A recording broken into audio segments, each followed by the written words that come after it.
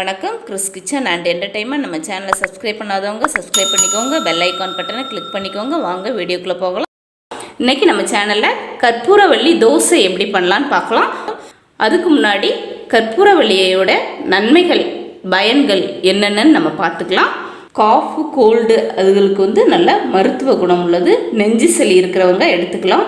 வாய்ப்புண், asthma, wheezing problem இருக்கிறவங்க இந்த கற்பூரவள்ளி எடுத்துக்கலாம். டைஜஷன் ப்ராப்ளம் இருக்கிறவங்க எடுத்துக்கலாம். இர்ரெகுலர் பீரியட் அந்த மாதிரி ப்ராப்ளம் இருக்கிறவங்களும் எடுத்துக்கலாம். கிட்னி ஸ்டோன், பல்வலி இருக்கிறவங்களும் நம்ம எடுத்துக்கலாம். பல்வலிக்கு அந்த இலையோட சாறு வச்சாலே பல்வலி நல்ல குணமாகுங்க. அடுத்து பைல்ஸ் ப்ராப்ளம் இருக்கிறவங்க எடுத்துக்கலாம். ஸ்கின் டிசீஸ், அலர்ஜி அந்த மாதிரி இருக்கிறவங்க கூட எடுத்துக்கலாங்க. இப்போ கற்பூரவள்ளி தோசை எப்படி பண்ணலான்னு பார்க்கலாம். 3/4 கப் அளவுக்கு கற்பூரவள்ளி இலை எடுத்து வச்சுருக்கேங்க. இதை ஃபஸ்ட்டு பேஸ்ட் பண்ணிக்கலாம். மிக்ஸி ஜாரில் பேஸ்ட் பண்ணிக்கலாம். தேங்காய் 1/2 கப் அளவுக்கு எடுத்துருக்கேங்க. ஜீரகம் 1/2 டீஸ்பூன் அளவுக்கு எடுத்துருக்கேன். மிளகு 1/2 டீஸ்பூன் அளவுக்கு. இஞ்சி 2 துண்டு நல்லா பொடிசாக கட் பண்ணியிருக்கேன். உப்பு கல் உப்பு எடுத்துருக்கேங்க. தேவையான அளவு நம்ம போட்டுக்கலாம். இப்போ இதை நல்லா பேஸ்ட் பண்ணிக்கலாம். இப்போ தேங்காய், மிளகு எல்லாம் அரைச்சோம் இல்லையா, அந்த பேஸ்ட்டும் ரெடி ஆயிடுச்சுங்க. தோசை மாவு நான் 1 லிட்டர் அளவுக்கு எடுத்துருக்கேங்க. இப்போ நம்ம அரைச்சி வச்சுருக்கிற இந்த பேஸ்ட்டெல்லாம் நம்ம ஆட் பண்ணிக்கலாம். கற்பூரவள்ளியோட பேஸ்ட்டை நம்ம ஆட் பண்ணிக்கலாம்.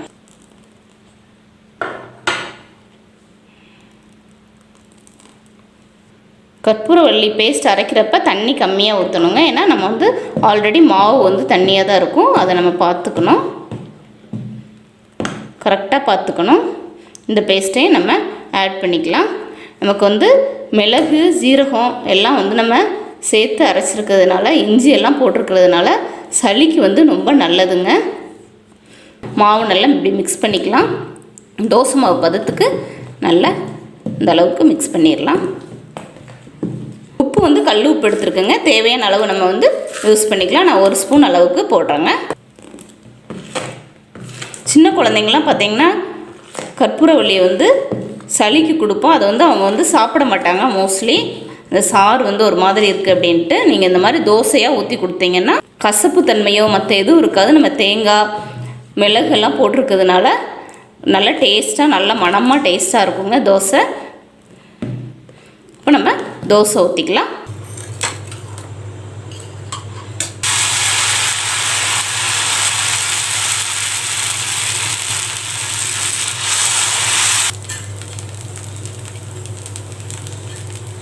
நீங்கள் தோசையாகவும் ஊற்றிக்கலாம், அடை மாதிரியும் ஊற்றி சாப்பிட்டுக்கலாங்க. இப்போ திருப்பி போட்டுக்கலாங்க. 2 மினிட்ஸ் நல்லா வேகட்டும். இப்போ எடுத்துக்கலாங்க. இந்த அளவுக்கு நல்லா வந்திருக்கு. இன்றைக்கி கற்பூரவள்ளி தோசைக்கு நம்ம நிலக்கடலை சட்னி தான் பண்ண போகிறோம். இப்போ ஒரு கடாய் எடுத்து வச்சுக்கலாங்க. அதில் 2 டீஸ்பூன் அளவுக்கு நம்ம ஆயில் விட்டுக்கலாம். ஏன்னா இதே ஆயிலில் தான் நம்ம சட்னி தாளிக்க போகிறோங்க. அதனால் இப்போ கொஞ்சம் டீப் ஃப்ரை மாதிரி பூண்டை நம்ம ஃப்ரை பண்ணி எடுத்துக்கலாம்.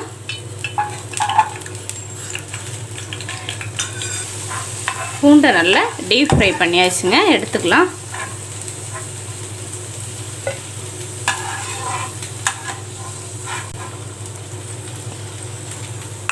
இப்போ அடுப்பை சிம்மில் வச்சுட்டு மிளகாய் வத்தல் போட்டுக்கலாம். ஃப்ரை பண்ணியாச்சுங்க. எடுத்துக்கலாம். நிலக்கடலை 1/2 கப் எடுத்துருக்கேங்க. இப்போ நம்ம சட்னி அரைச்சிக்கலாம். ஆல்ரெடி நான் வறுத்த கடலை தான் எடுத்திருக்கேன். நீங்கள் வறுக்காத கடலைன்னா நீங்கள் நல்லா வறுத்துக்கலாம்.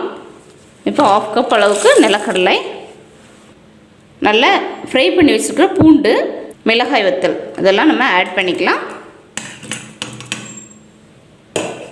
இப்போ தேவையான அளவு நம்ம உப்பு சேர்த்துக்கலாம். ஒரு 1/2 ஸ்பூன் அளவுக்கு நான் கல் உப்பு சேர்த்துக்கிறேங்க.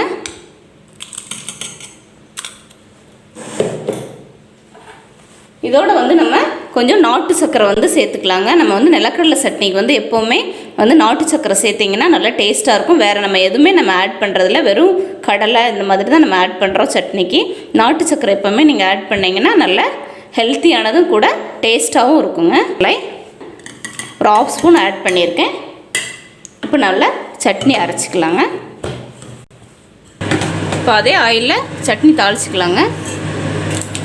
கடுகு நல்லா பொரிஞ்சிருச்சுங்க. இப்போது மிளகாய் வத்தல் 2 போட்டுக்கலாம். சிம்மில் வச்சுக்கலாம்.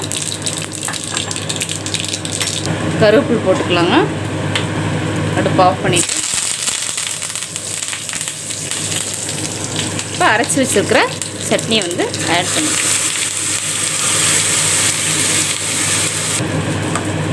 இந்த தோசைக்கு இந்த நிலக்கடலை சட்னி சாப்பிட்டிங்கன்னா நல்லா காம்பினேஷன் நல்லா இருக்குங்க.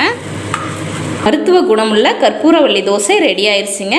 இதை நீங்கள் வந்து வீட்டில் செஞ்சு பாருங்கள். நிலக்கடலை சட்னி நல்ல காம்பினேஷன் வந்து சாப்பிட்றதுக்கு நல்லா இருக்குங்க.